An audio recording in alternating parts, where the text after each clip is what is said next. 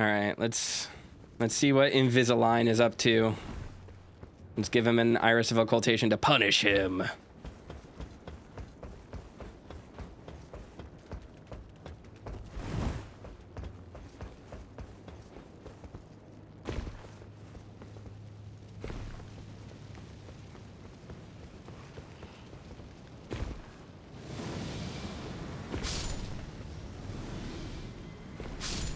I guess I didn't need to run this way. I could have gone another way, but...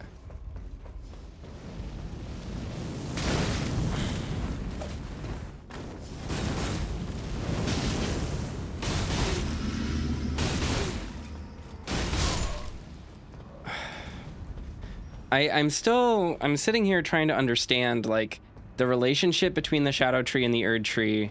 Like, obviously they've mentioned, I guess there was like a big gap in my knowledge and I assumed, but I didn't realize that, like, the Shadow Tree itself probably wasn't around, and it used to just be about the tower and the horn scent.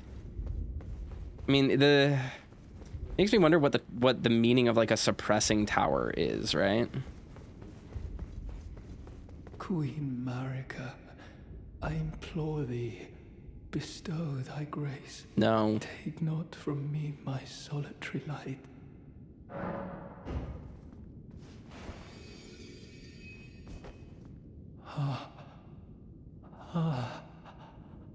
I would not. Am I not pure?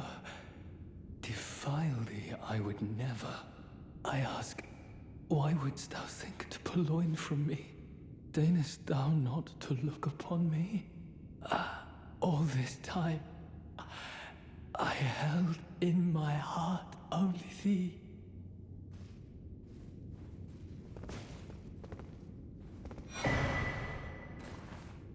Quayline's greatsword. Greatsword? I can't believe it's a greatsword. I thought it was a spear. Heavy thrusting sword. Okay. Wow, they added a lot of these in this DLC. Greatsword of the Fire Knight Quayline. A weighty piercing sword with a blade that undulates like fire. Quayline devoted his all to the crusade and remade his greatsword in the shape of the lance wielded by his liege, aspiring to become a second impaler. Fuck this guy. This guy is the worst. Ugh. Man. Okay. I cannot believe the density of, like, crazy reveals that have all happened just in this little area behind the Black Keep. I'm so excited about this next spot. I cannot wait to see what is back here.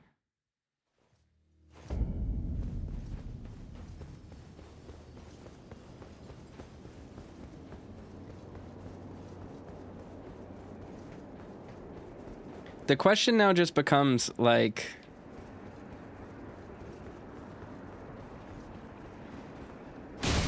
I don't know.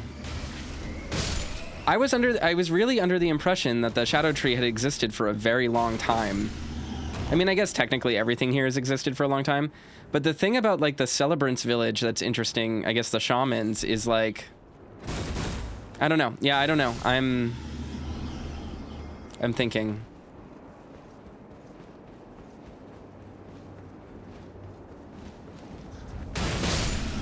So I guess all the potentates come from Bonnie Village, not the Scorching Ruins. That would make sense.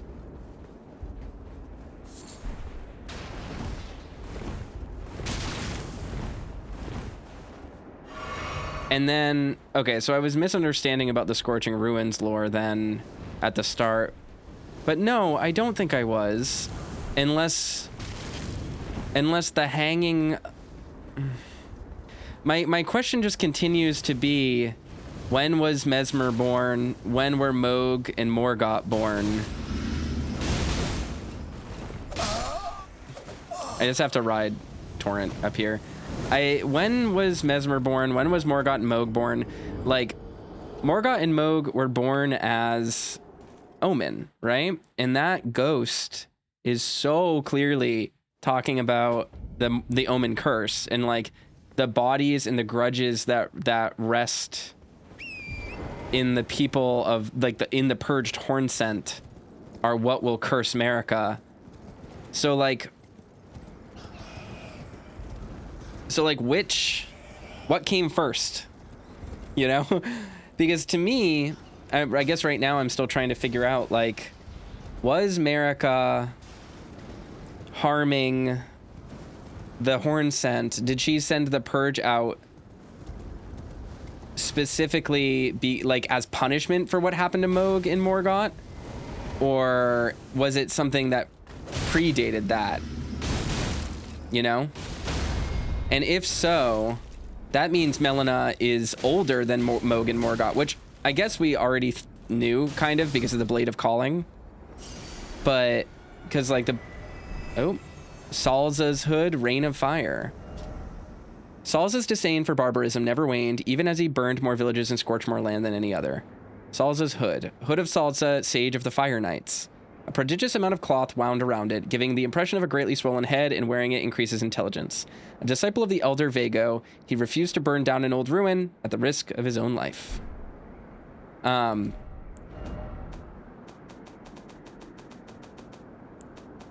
Here we go. This is what I wanted to look at. Blade of Calling. Dagger given to one who set out on a journey to fulfill her duty long ago. The power of its former owner, the Kindling Maiden, is still apparent. So this is Melina's old weapon. This is Melina's weapon. The one who walks alongside flame shall one day meet the road of destined death.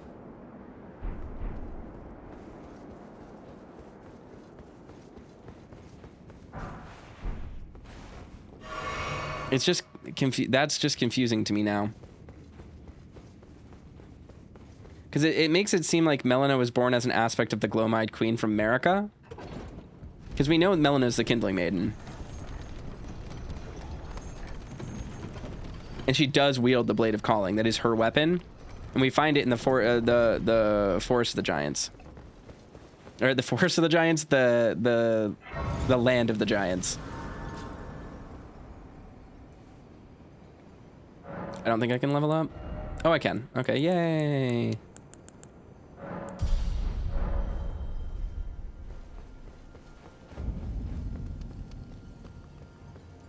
Ancient ruins of Rauh.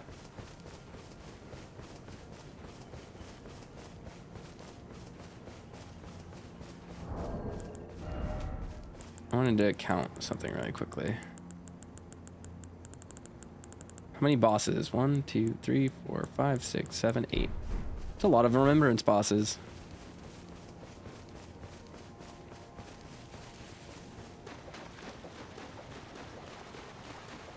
So yeah, I guess... Where does this go? Oh, it's going to take me down here to the Ancient Ruins base. Nope. Oh, Blood Fiends.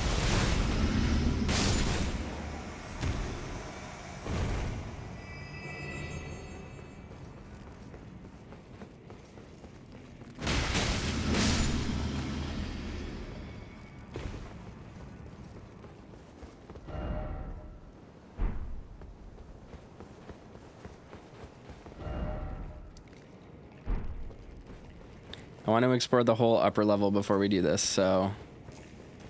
Motherfucker. God damn it.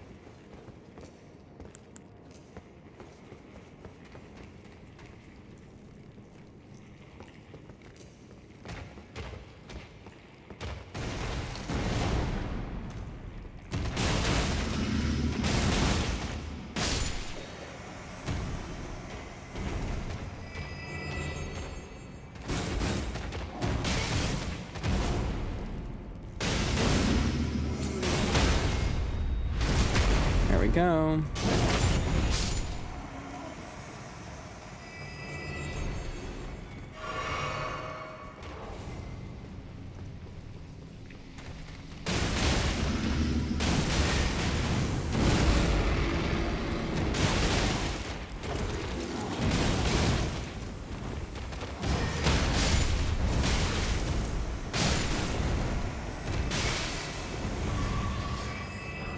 Somber smithing stone.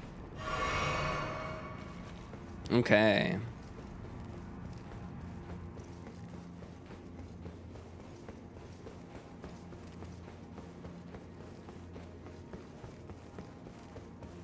Let's go up here. Let's see what happens.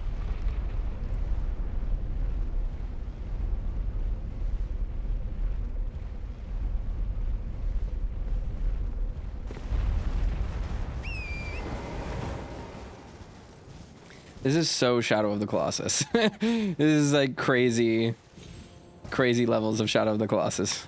It reminds me of that and Last Guardian, and not as much Eco, because Eco doesn't have as much like overgrown nature aspects.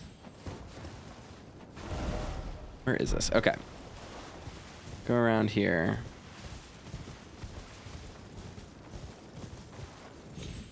Omen bears.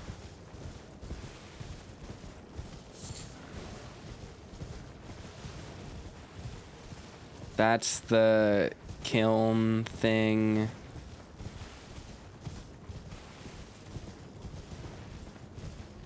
The ruins of Rauh. So there's just there's like a story underneath a story here that I find really fascinating, where it's like in the land of Shadow, or at least in Marika's original time, right? Is this the grandmother?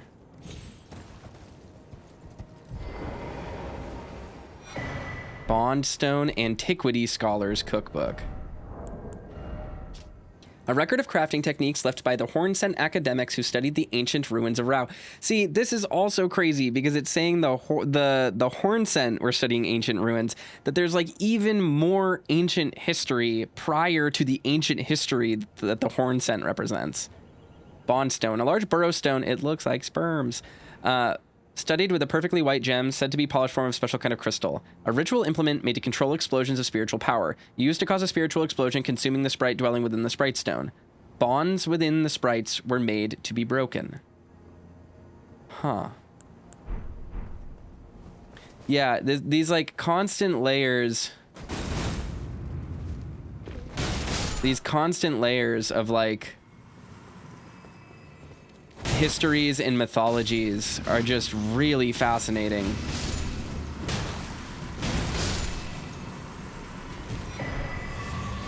Like these ideas of, I'm really far away from where I wanted to be. These like ideas of, again, like creating a society out of what was there, and like the inability to start fresh because everything is informed by everything else. I find that really fascinating. And like Miquella's folly is basically his idea that he can achieve purity from like impure material, right? Like, or like, I guess just like inherently the folly of purity in and of itself is like spirit calculus. Nice. The folly of purity itself, and like how in this world of like constantly evolved, are those? No, those are snails. I thought those were fingers, and I was like, what is going on? Yeah. Just really interesting. It's really beautiful. The way it delivers all of this is also just like so confident. Like it's not interested in like speaking down to the audience. It just like expects them. Look, it's more like these are all women, aren't they? Yeah. Huh. What does that mean?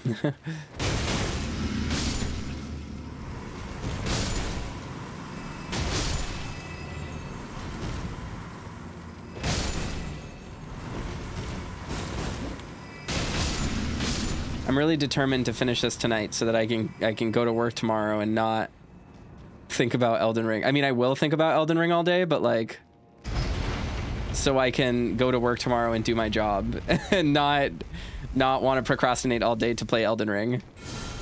Whoa, Hornsent. Yeah, these are tower incantations. Okay. What are they all praying to? What is this? Spirit Firestone. All of them are praying and kneeling to this. They're praying at a fire. Fire Spirit Stone. Rauh burrow inhabited by a fire sprite. Craftable item. Use FP to release a fire sprite that bounces along the ground. The fire pierces through enemies, dealing fire damage. Of all the sprites, the fire sprites are said to be the most boisterous in nature. So these people are like practicing like a traditional animistic religion. Huh. So this is like, again, the ruins of Rauh are like, they're like a pre-Erdtree. Even, I guess... So, I guess my question is like, was the Shadow Tree the Great Tree at some point? Where was the Great Tree? What was the Great Tree? Was it just a nice thing that existed?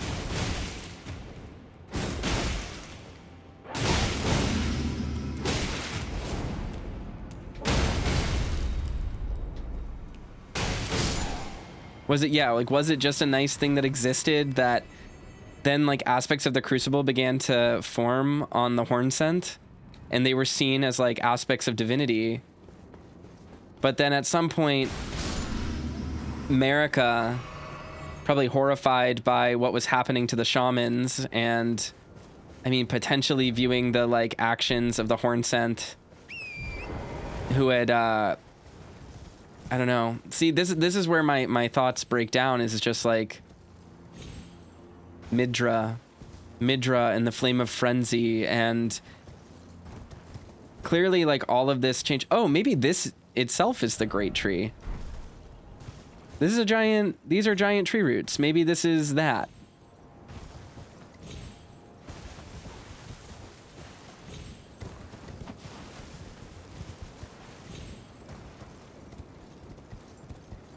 Hmm.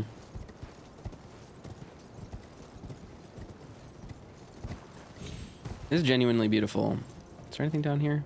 Just mushrooms. Okay.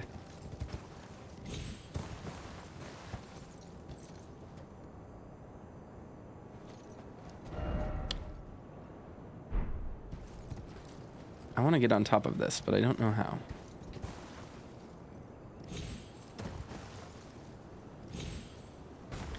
This whole game, I really want a version of Elden Ring. I want a version of Elden Ring that puts all of these locations back into the center of the map. Like, just loads them as part of the Lands Between, so I can see what the world looked like before America fucked it up. That's what I really want, because I want to see what the shape of this world was, so we can actually piece together the different pieces of culture. Because there's so many... I mean, we can do it now just by investigating it, right? And like looking into it and seeing the connections. But now like the Palace of Uld makes so much more sense. Like all of this makes so much more sense. Things that were in the base game that we've been wondering about for literally 2 years now make more sense. All because this is here. Like it's, it's absolutely insane. I wish that this... it just was part of it. I wish this was part of the base game so that we could see the world before. Archaeology, it's so just beautiful. It's just wonderful. I don't know. Maybe that's too big of a wish. Maybe it's too big of a wish for the game to put a map the size of the rest of the game back into the game. It's a little bit unhinged, maybe.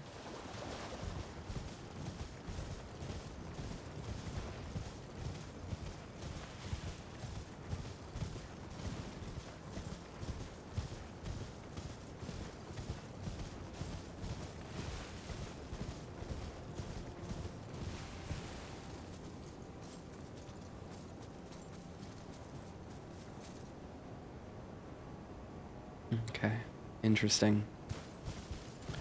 All right, let's go back inside. This one might be one of my favorite environments in any Souls game. This place is very cool.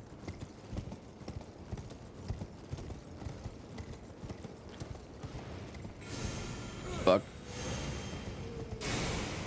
Who is attacking me?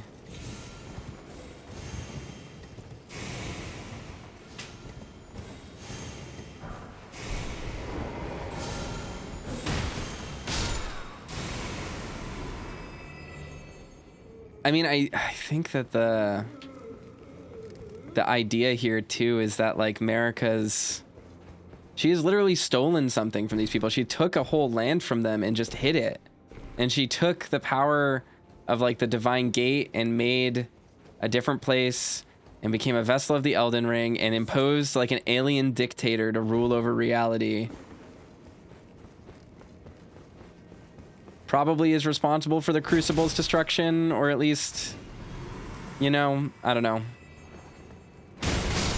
There's a lot going on there. It's very sad. I can't wait till we meet Miquella. I cannot wait. I am looking very forward to that stuff. I'm very much looking forward to that stuff. Even if we don't meet Miquella and we just like learn kind of about what he was, I don't know, working towards, like, there's a lot there. I'm gonna die, aren't I? Nope.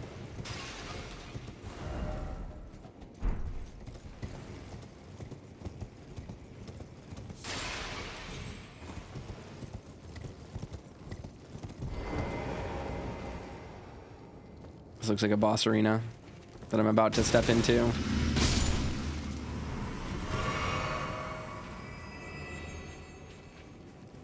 I bet if I step on the sand, a bunch of scorpions come out because we're doing the Scorpionus Nika fight again.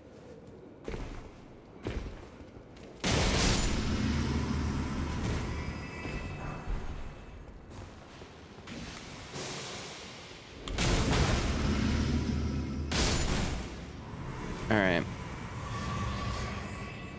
Oh, pleasant surprise. No giant scorpion to kill.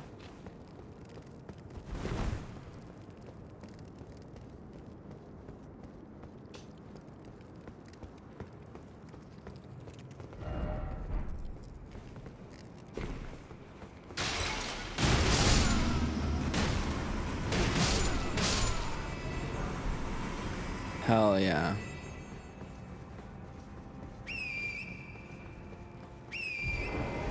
There we go.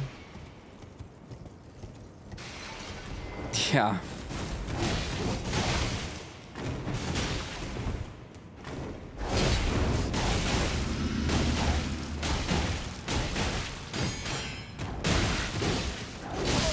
Damn, it got me.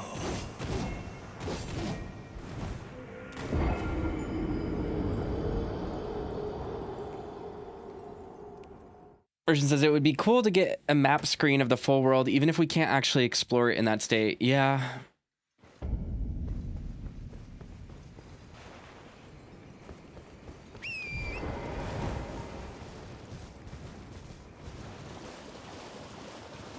Going through these areas in seamless co-op is going to be so fucking awesome.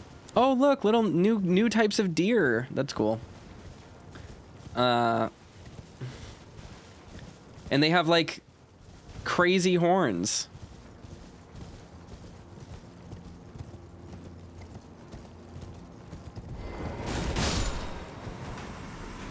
That one guy just gave me 8,000 runes. That's crazy.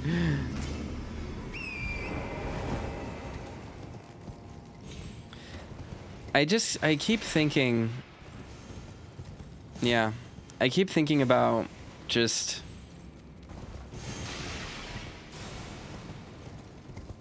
oh, did I go the wrong way? I think I might have.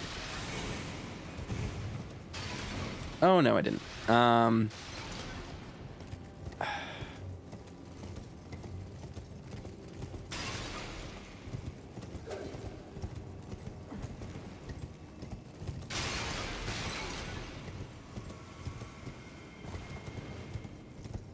Sorry, I'm thinking. Man, this place rules. It's a clever little encounter there too, having him sneak up on you like that.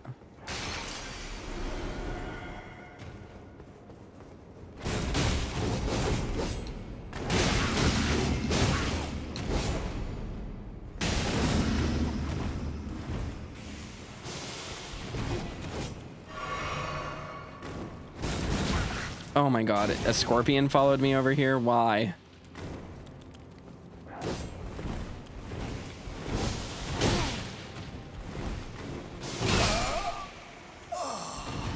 That was my fault for just not killing it. I didn't think it was going to come here. Interesting that all the pop errors give Shadow Tree fragments all game, but the ones here give dew gems. It's not all of them. Some there were regular pop error enemies that didn't drop Shadow Tree fragments. It's certain ones, like certain non-respawning ones, seem to drop them.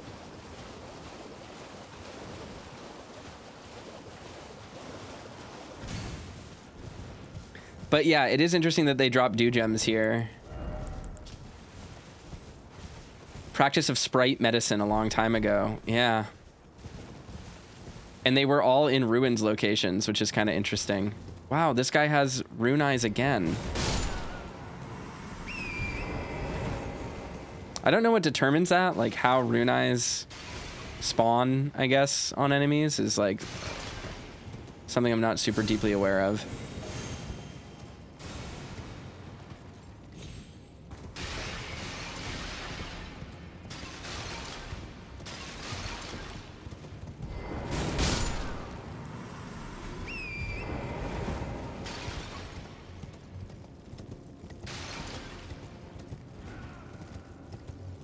I don't even need to fight the Curse Blade, I just want to because I like fighting those things. Oop, wrong way.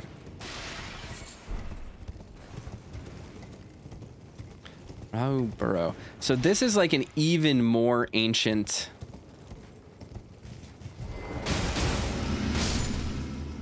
This is an even more ancient civilization than like even... Elden John and like, yeah, interesting. There's so much here with like the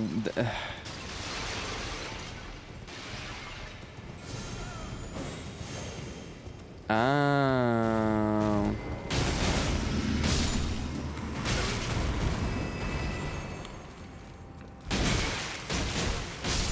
Here we go.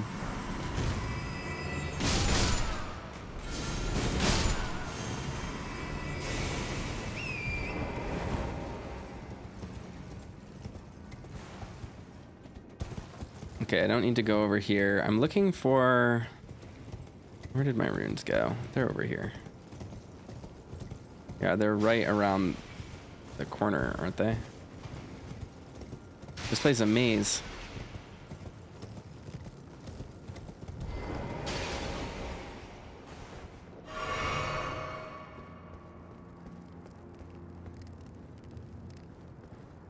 Hi, buddy.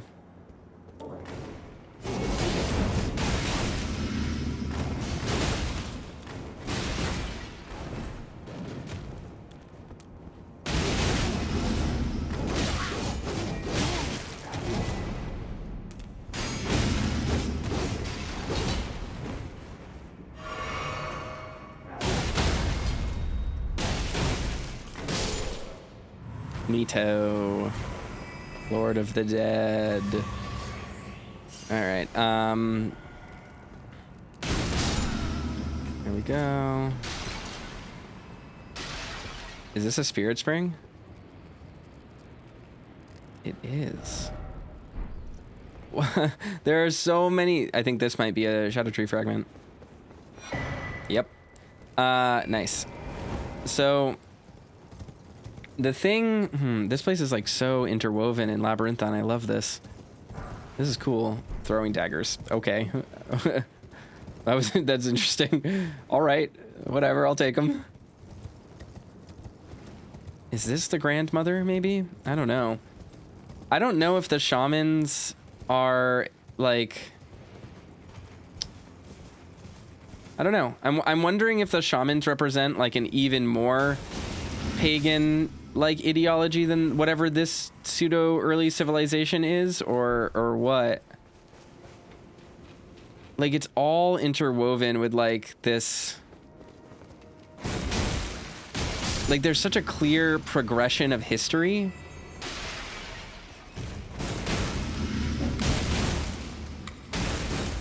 Please don't make those sounds at me. Spider scorpion ashes. Why is it called a spider scorpion? Why can't it just be a scorpion? The scorpion is larger than a human and attacks with pincers and a poisonous tail. Appears some distance from the summoner. This breed of scorpion was native to the realm of Shadow, but was far smaller in size. Recent giant scorpions are said to trace back to the Church of the Bud. Interesting.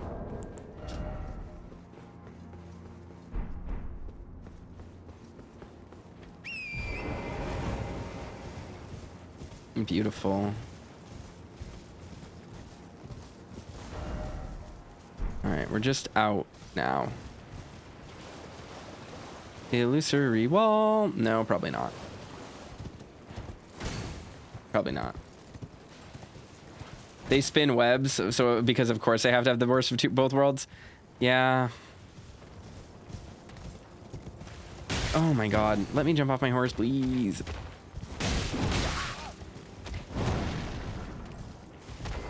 There we go.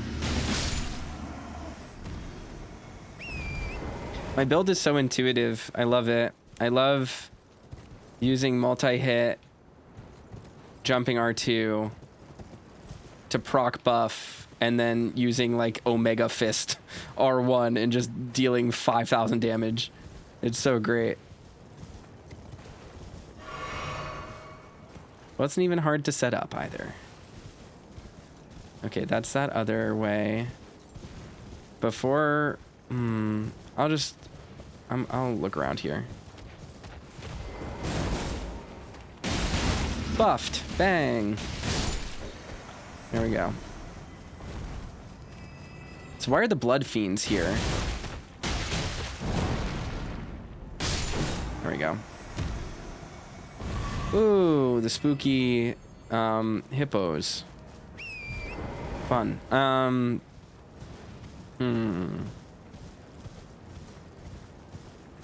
feel really powerful.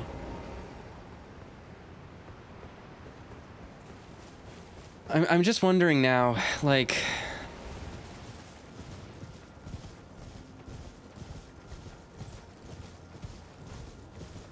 yeah. I'm very excited to witness the like years of community discussions and stuff that are going to happen as a result of this DLC and like what it has added to our understanding of America and the lands between and stuff.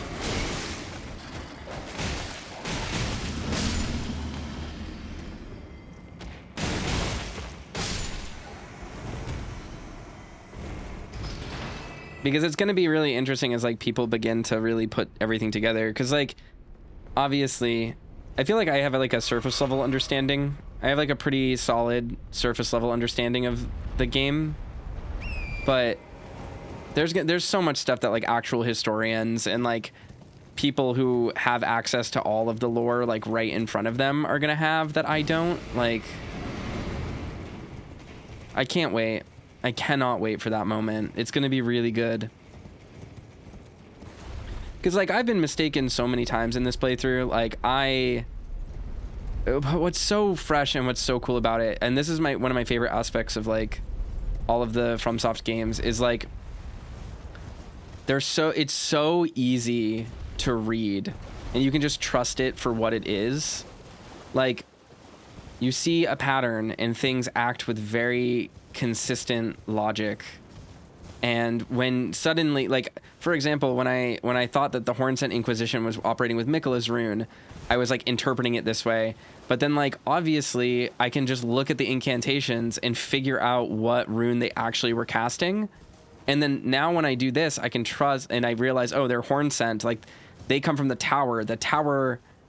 All of these tower incantations are eerily similar to Golden Order incantations. What does that mean? Well, it means, as we know from the lore, that the Golden Order came after the Hornsent, and the Hornsent are like the origin of a lot of these spiritual beliefs and these ideas that like later manifested in the Golden Order. And you can just trust that. Like, you don't need to second guess yourself.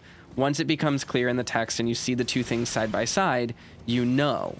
And it's very laid out plain, and I think it's really, this is like one of those things that like frustrates me when people say like, oh, like we want more direct storytelling in a From game, because like, don't get me wrong, like having cutscenes and stuff is cool, but like, I think that kind of demand, these are snake snails. They're snakes. Look at them. They have snake scales.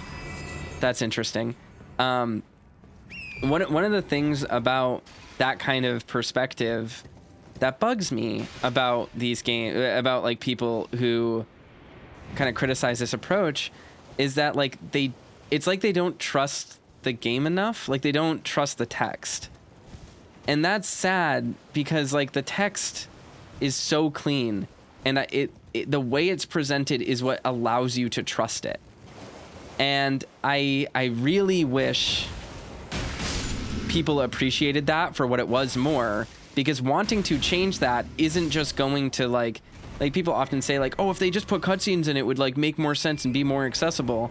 I don't think that's the case, because what you're doing there is you're not just taking something and making it more accessible, you're changing the form of something that specifically works because of its form. And like, it's sad to me. It's really sad to me, because the shape of these games is very rare. Even with other, Miquella rune.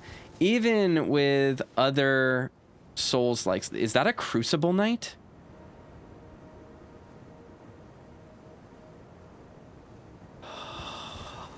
What was a Crucible Knight doing here? What?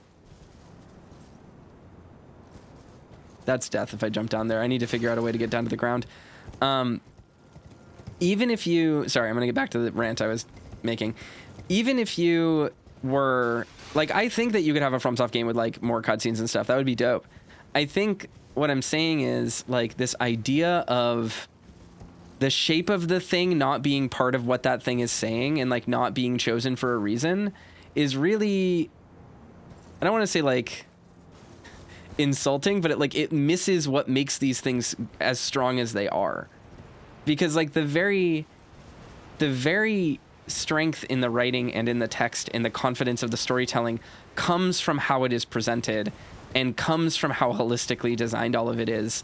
And like, I can't think of many games where me walking into an empty village and finding a talisman, a single talisman that overlooks the Shadow Tree, gives me such a powerful narrative revelation. Like that, and that's just a beautiful degree of subtlety that like, that is part of the flavor. That's part of the shape of this thing. And like, I don't know, it bums me out that people can't appreciate that.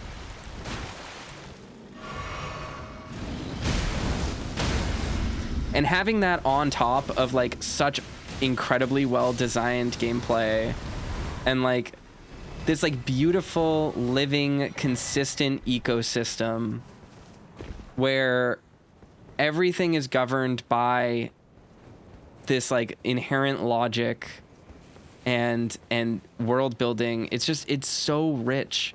This is what I want. This is what, like, just in terms of like game design, no one else is doing this. Literally no one else is doing this. I cannot think of another game that fires on as many cohesive cylinders, as holistically designed as this. And then people are like mad when these games do this because they just want it to be something else. They want an easy mode. They want it to not have invasions. They want it to not be online.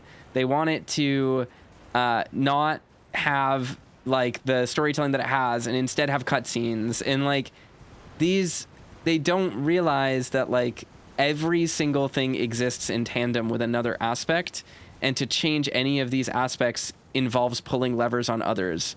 And like, yes, singular parts might be, when taken entirely in a vacuum, like less than the whole, so to speak, at least to personal tastes. Like the rest, the experience exists in totality, not in a vacuum. Like it is a whole. They're making something whole. And that's just like really powerful game design that just like isn't being done anywhere else.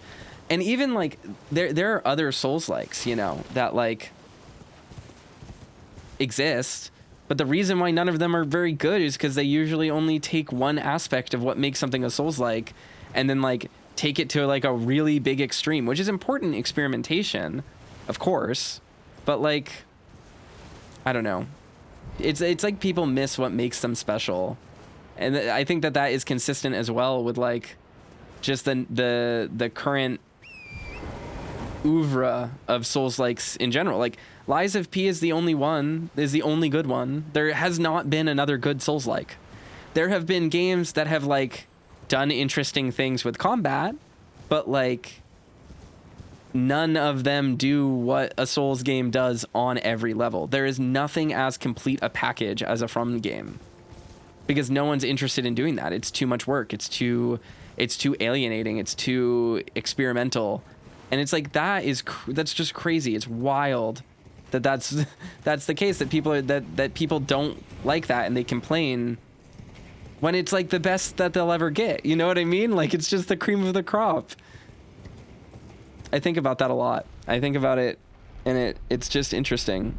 How do I get down from here? That's my next question.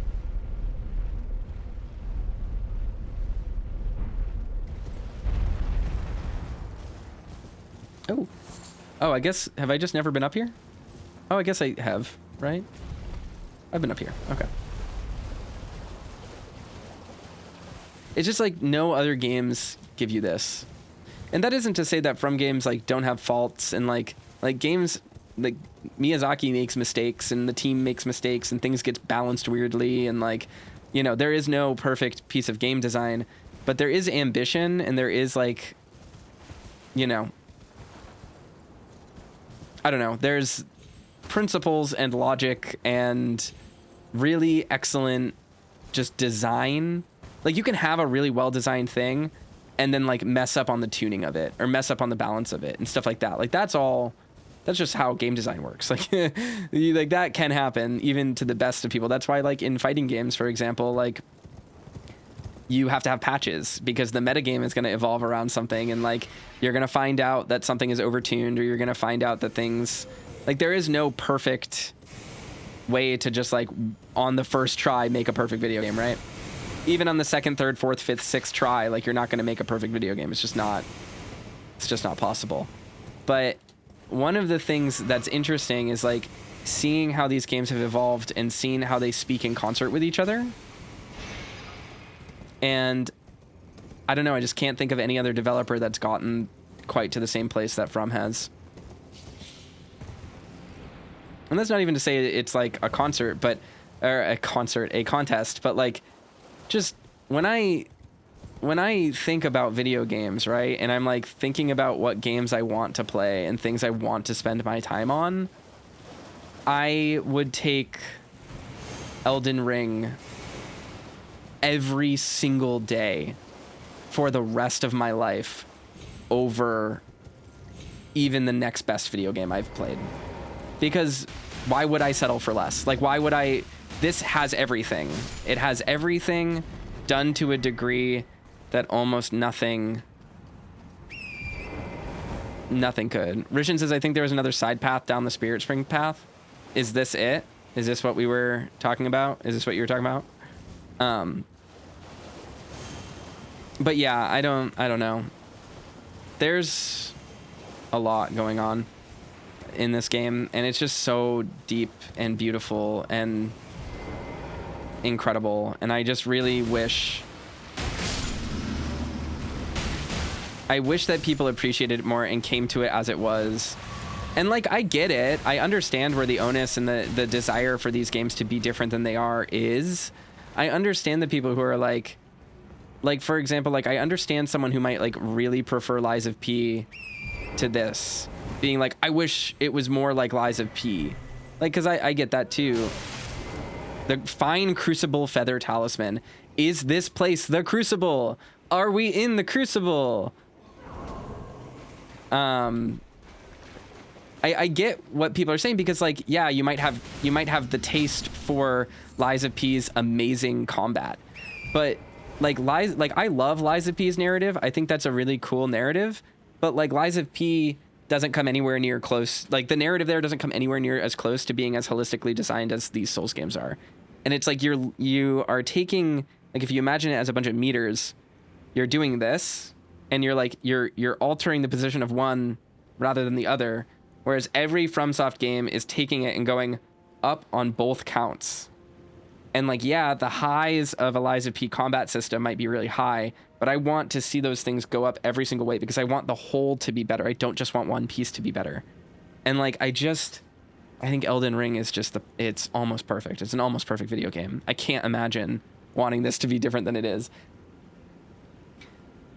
The talisman fashioned from thin feathers that embodies the aspects of various creatures, said to have grown on the human body long ago, improves back steps but increases damage taken at all times. Hornsent view the crucible as sacred for the refinement wrought through its evolutionary gifts, most prominently their tangled horns. Interesting. And Godfrey was the lord of the Crucible Knights. And the flies, it has fly aspects and stuff. There's a lot going on here. Godfrey's position as a Crucible leader is really interesting to me. Because, like, what does that mean?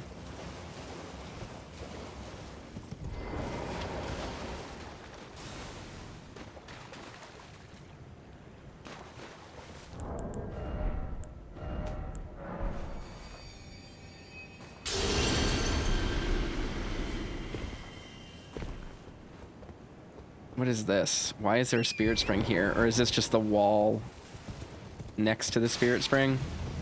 Yeah, it is.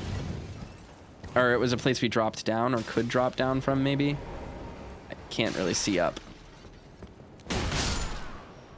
Yeah, I don't know. It's just beautiful.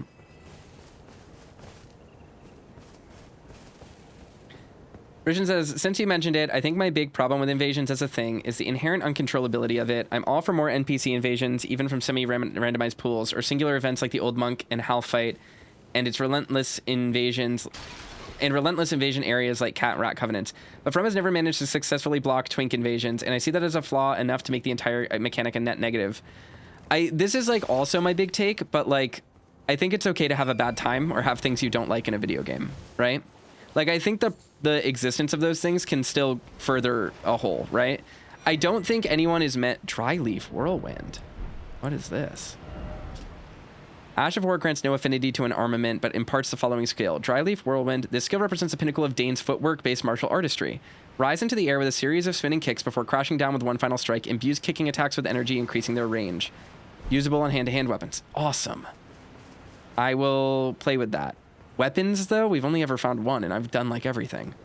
Is there going to be another one somewhere?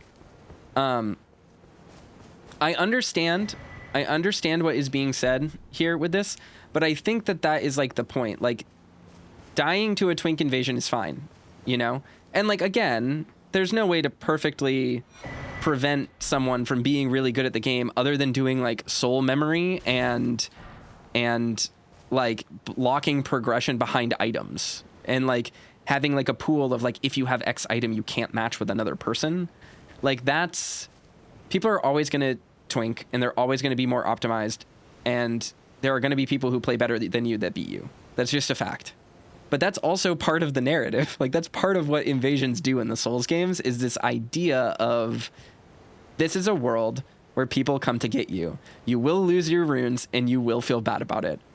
And like, there might be someone out there who has made their entire life and their entire story in this game leveling to be that person and like honing their skill to be that person. And you might be their victim. What are you going to do about it? If the answer is just die and then play offline, cool. You're making a choice. That game is impacting you and impacting your play in a way that other games don't. Like when I play Lies of P, there is not a single moment where the existence of another player and the online systems in it makes me stop and think and make a decision. And make me think and consider the value of the world or the value of the people in the world that I'm inhabiting at that moment. It might be unpleasant, but that imparts meaning. And that is crazy high-level game design. So even if I personally hate being invaded and ganked, I see the value in that, and that is beautiful. And the value in that negative, like it's using a negative experience in a way that no other game is courageous enough to do. And that's fucking awesome. Let's rest at the site of grace and level up.